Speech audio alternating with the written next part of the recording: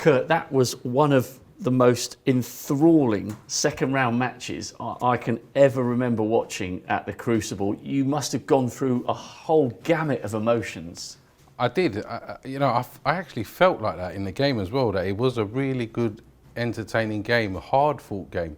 Breaks, obviously the maximum, the safety was good. It was a high standard of sort of break building, safety play, long potting. And I think a lot of people enjoyed the game. I enjoyed playing it, obviously enjoyed it even more now I won. But it was great to be involved in that. What was your mindset? 10-8, you came out brilliantly to nail the first 2 frames of the concluding session. And then John does what he always does so well. You couldn't quite finish off a couple of frames, and he's like a shark circling a victim in the water, and he just picks off a couple of frames. All of a sudden you're 11-10 down. Yeah. How did you maintain your belief at that moment? I don't know, because I thought this is the first time I've gone behind now since I was 2-0 down at the start of the game.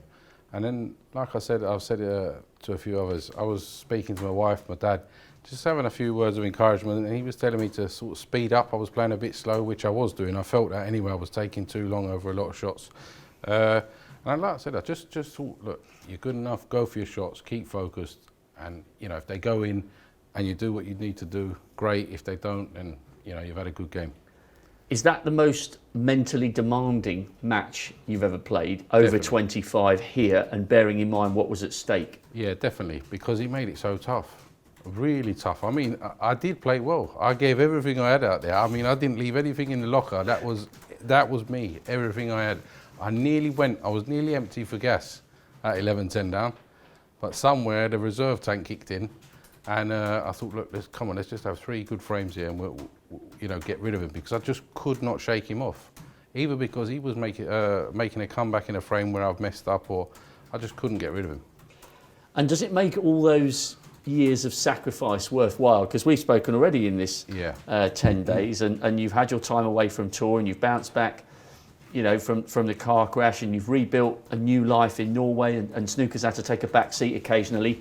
Does it make all that worthwhile that you're now a World Championship quarter-finalist, and whatever happens, no one can ever take that away from you? Yeah, it feels like it right now. That's how it feels. It feels brilliant. My wife, my kids will be proud of that fact that I'm in the quarterfinals. So right now, it feels like it's worth the sacrifice.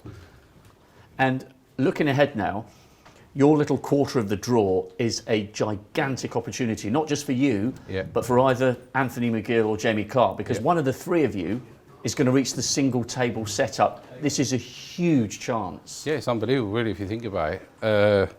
3 names you probably wouldn't have put any of the 3 names in the semi-finals before the World Championship started. So, but obviously, look, I'm playing well. Those 2 are playing well. They we deserve to be in the quarters. Whoever gets through in that game. Played Gilbert, which was a good game. He was in good form, and now beating one of the legends of the game. So, I'm just ready to play again, really.